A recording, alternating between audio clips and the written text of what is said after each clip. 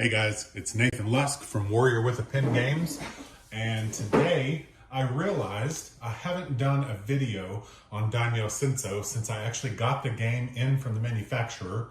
These are up and ready for sale on my website at warriorwithapen.games/store, and I just wanted to do a quick overview in case there were any questions about the rules or how anything worked.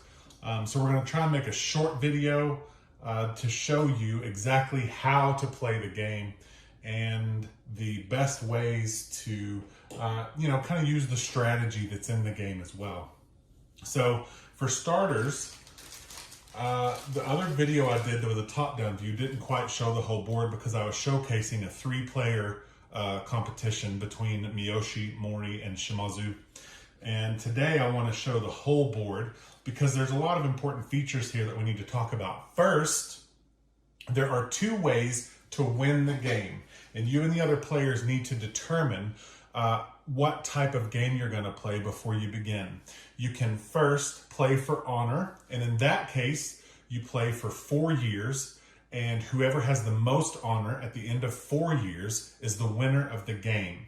And the way you calculate honor is at the end of a year, which is 4 turns for each player, you count up your castles, your cities, and your fortresses that each give you a different amount of honor, 3, 2, and 1 respectively.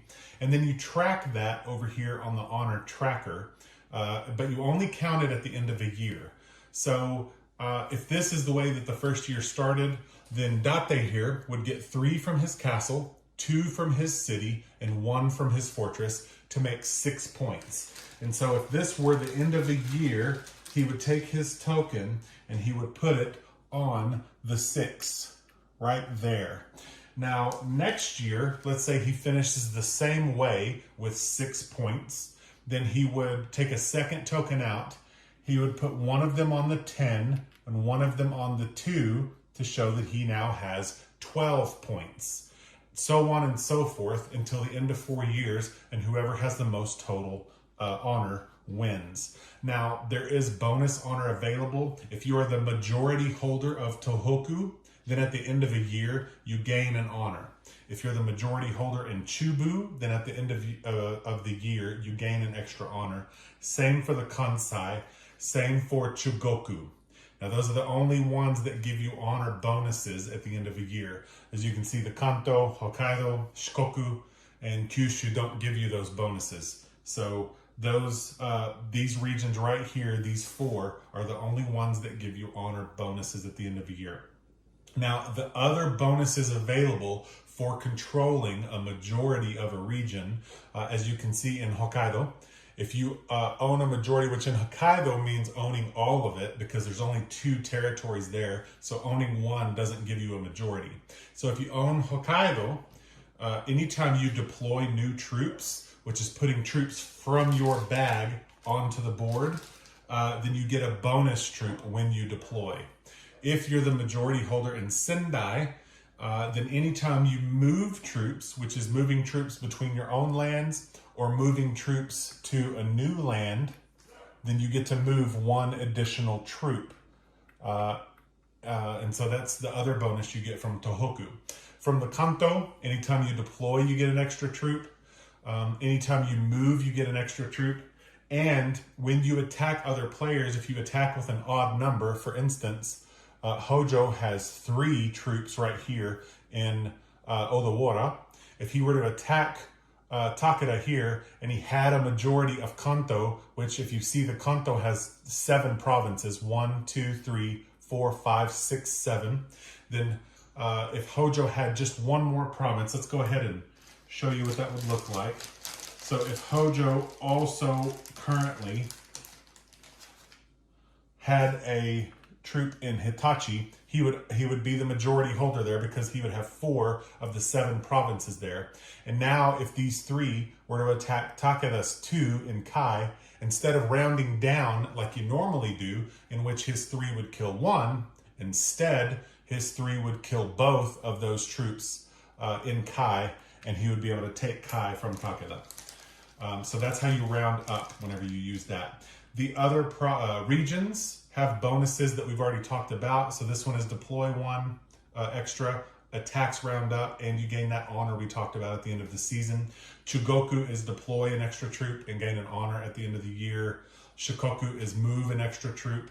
And then Kyushu is deploy 1 extra and move an extra troop whenever you move. So those are the regional bonuses. And again, they only require you to have a majority of that region, okay? So if there are 6 provinces in a region, like there are in the Kansai, 1, 2, 3, 4, 5, 6, you have to own 4 of them. If there are 7 provinces in a region, like in the Kanto, you have to own 4 of them. And if there are 2 in a region, obviously you must have them both. Shikoku is the only one that has 4 provinces in that region, and so you have to own 3 of them. Chugoku has 6, so you have to own 4. Kyushu has 5, so you have to own 3. I believe Chubu is 7, 1, 2, 3, 4, 5, 6, 7, so you have to own 4. And then Tohoku is 1, 2, 3, 4, 5, 6, 7, so you have to own 4 of those as well. So that's how the regional bonuses work. The first page of the rulebook is a little bit weird on that.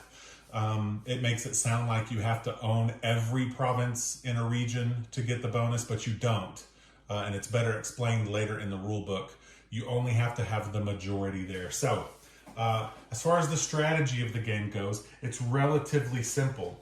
Now, one of the things to really I want to express to you, because I want you to make sure that you understand it, is that this is not a silent game.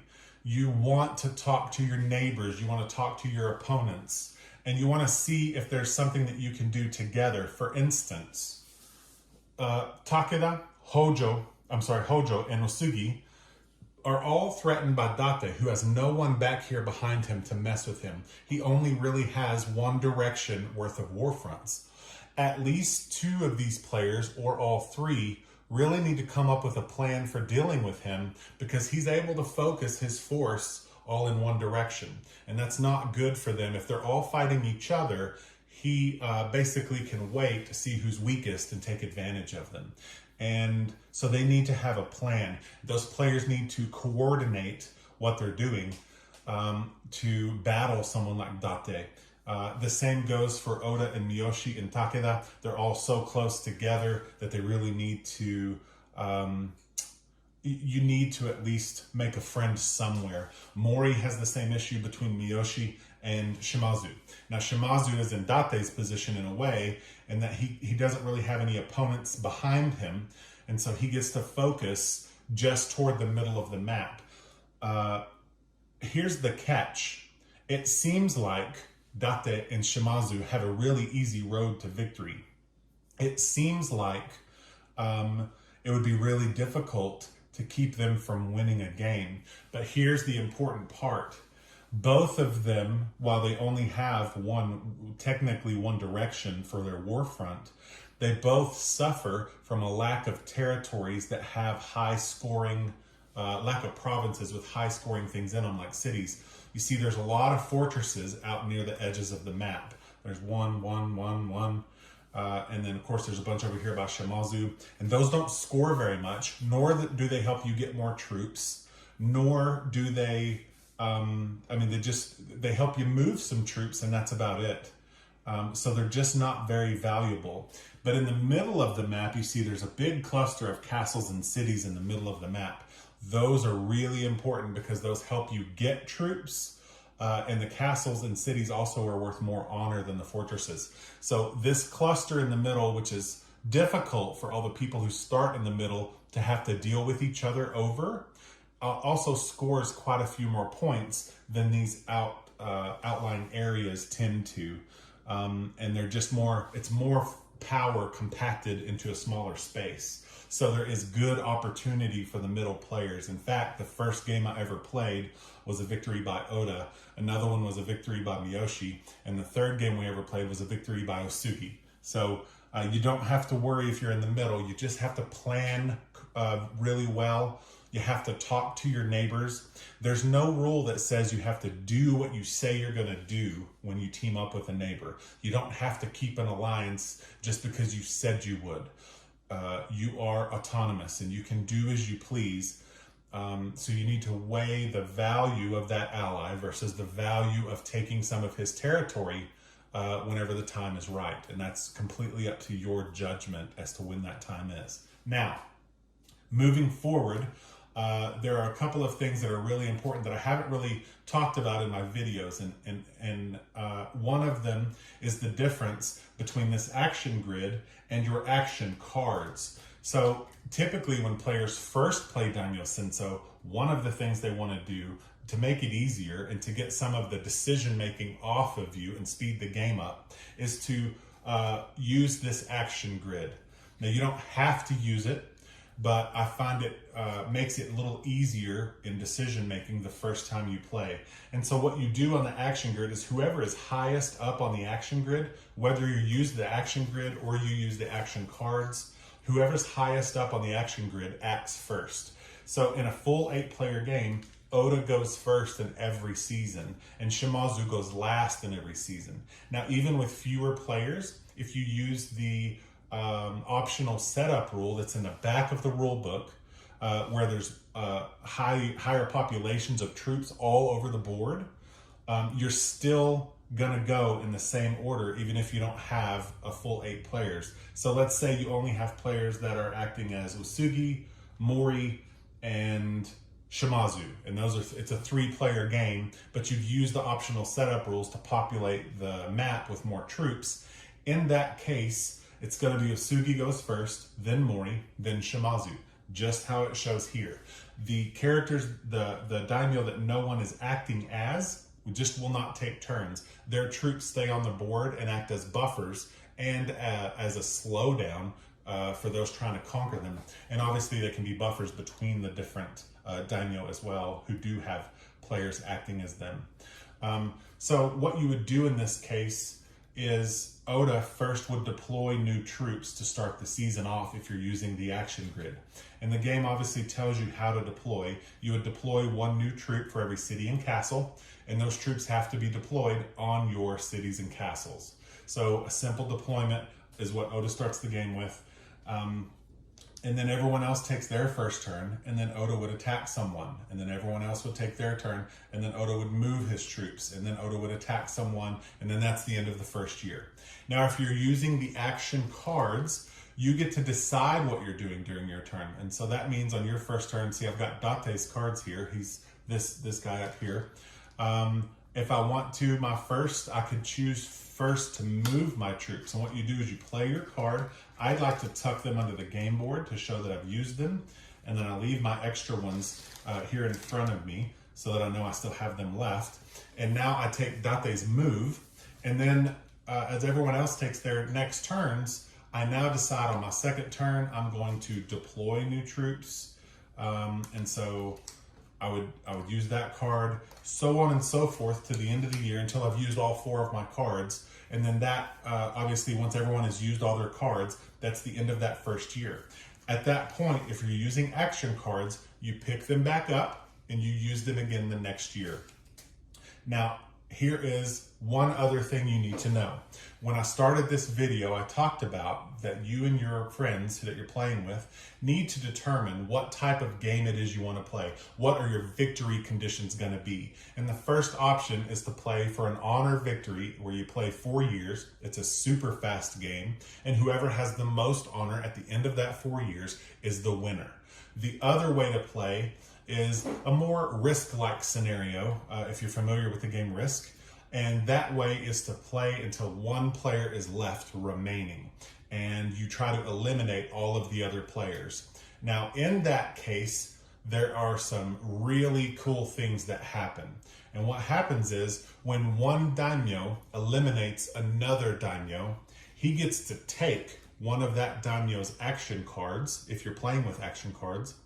And that means that the person who who got the elimination now has 5 actions that they can take every year, while everyone else, unless they've eliminated a daimyo as well, everyone else still only has 4 actions per year. Now that 5th action, if you're the only person with it, goes after everyone else has finished. So, for instance, if Date were to have eliminated Usugi, and he chose one of Usugi's action cards to take. Let's say he takes an extra deployment away from Usugi.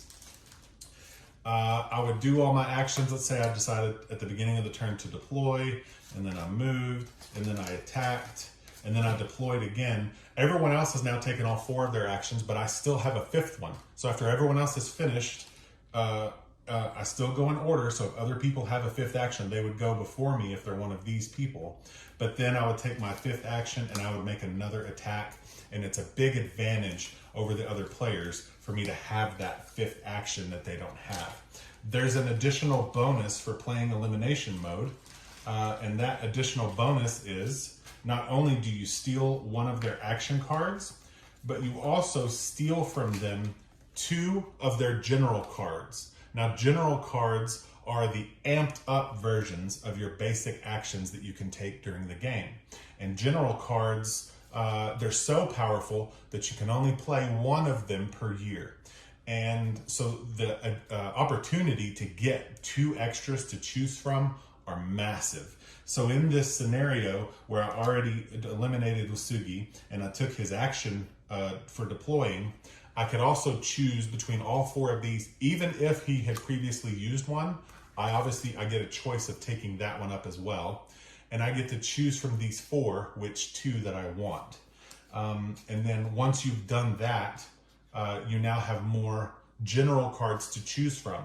Now, just like in the game before you eliminated another daimyo, you're only allowed to use 1 general card per year. Whether that year is 4 turns, 5 turns, 6 turns for you, it doesn't matter. You can only use 1 general card in a year. And even if the one you took was one that he had previously used and you eliminated him and took that back, you can use it again. It doesn't count as having been used for you since you never used it. In an elimination game, the last difference I want to talk about, during an elimination game, every 4 years, you take back all spent general cards and they go back in your hand to be used again. So that means that the player who has eliminated another player will then go back up to that extra amount of general cards that the other players who have not eliminated another player simply don't have available to them. And so you'll always have an advantage over those who have not eliminated another player. Think of your general cards, by the way, as the real way to win the game, okay? What I'm saying with that is, for instance, if you look at Takeda, they all have the same 4 actions, obviously, but all 4 of their general cards are unique to them. You need to use your basic actions to prepare, to ready the board, to ready your armies, ready your kingdom, to prepare to play a general card in the way that's going to make the most impact on the game in your advantage. So use these cards to prepare yourself for these cards and let these cards do all the heavy lifting for you. Now you play them in conjunction with your action card. So if I'm using one of Takeda's attack general cards, I have to, whoop, that just totally went away. I have to play his attack and then I play his general card with it. So I'm attacking, but I'm using Yamamoto Kansuke's defense attack, and that's how you use a general card. If instead I wanted to use Takeda's special general card for deployment, then I would play his deploy, and then I would announce, but I'm using Takeda Shingen's regiments as my deploy card. And that's how you use general cards. If you have any questions over Daimyo Senso and would like to see the clarifications in errata, you can see those at warriorwithapen.games and go to the general page. And that's where I have some clarifications of some things that might be that might sound odd in the rulebook. It also has clarifications on regional bonuses. And it's also obviously the place you'd go to see the game, see what all you get in the box, which is everything you see here. And you can buy it from warriorwithapen.games as well. So it's just a good place to go and see all the information you can get on Daimyo Senso. Additionally, on that website, you can go and take a look at upcoming games for Warrior with a Pen games, including a little bit of a preview for Hunting the Tiger of Kai, which is under construction right now. The game is finished, but the artwork is not. So as soon as that gets done, I'll be able to share some of that with you. And in fact, right now, over my talking, I'm gonna have some pictures of that artwork to you so you're looking at them right now. That game is going to be fun. It is a full co-op game. It's not a game where you fight against each other like Daimyo Senso is, but it's full co-op. You either all win as a team or you all lose as a team. So go check that one out. And there are more games coming in the future from Warrior with a Pen games too. But if you do have a question that's not covered by my website, please feel free to ask that question. You can email me at nathan@warriorwithapen.games, and I will try to address it as fast as possible. Or you could leave any questions as comments to this video, and I'll get to them and reply to them as fast as I see them, usually within a day or so. I hope you guys enjoyed the video. I hope you've taken a look at Daimyo Senso and considered it carefully for your collection. It is a wonderful strategy game. Some of my reviews have talked about the artwork as well. The artwork is 2 watercolor paintings, these 2 right here, one on the front and one on the back of the box, from my art director, Sarah Ristow, who did a fantastic job getting this artwork together for this game. I hope you appreciate it. I hope you think the game is just as cool as I do. And I really hope to see an order from you soon, or a question about the way it plays, or just a comment on what you think about the game. Thank you so much for checking out the game and for watching all the way through the video. I really appreciate it. Really appreciate you. Thank you.